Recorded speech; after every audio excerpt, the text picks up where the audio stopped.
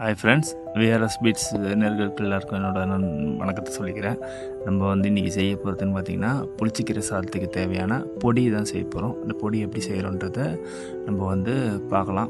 இது பெரிய ஒரு விஷயம் எதுவும் கிடையாது. சாதாரணமாக நம்ம எப்போவுமே ஒரு சில விஷயத்துக்கெலாம் பொடி அரைப்போம். அதே மாதிரி பொடி தான் இதுவும். இது தேவையான அளவுக்கு நீங்கள் வீட்டில் அரைக்கிறதா தேவையான அளவுக்கு அரைச்சிங்கன்னா, நம்ம கடைக்கின்றதுனால கொஞ்சம் அதிகமாக அரைச்சிக்கிறோம். நீங்கள் அது பார்த்துக்குங்க எப்படி செய்கிறோம். வாங்க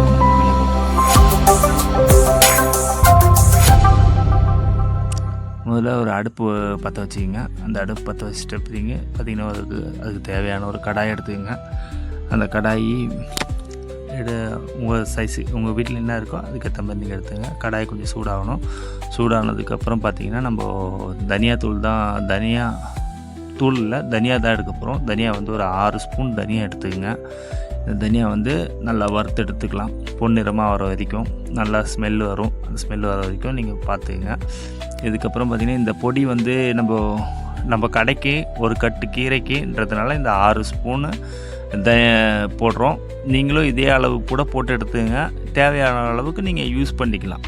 ஏன்னா நம்ம புளிச்சக்கீரை சாதம் அதே கீரை தொக்கு செய்ய சொல்லி யூஸ் பண்ணுவோம். சாப்பாடு கலர சொல்ல யூஸ் பண்ணுவோம். நம்ம போடுறது 1.5 கிலோ சாப்பாடு போடுறோம். அதனால் 2 ஸ்பூன் 2.5 ஸ்பூன் சாப்பாடு கலர சொல்ல போட்டுப்போம்.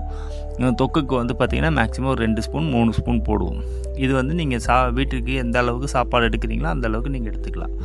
அதுக்கப்புறம் பார்த்திங்கன்னா காஞ்ச மிளகாய் கொஞ்சம் காரமாக இருக்கிற மாதிரி எடுத்துங்க. அப்போ தான் நம்ம 1 ஸ்பூன் போட்டால் கூட அந்த காரம் நல்லா உரைக்கும்.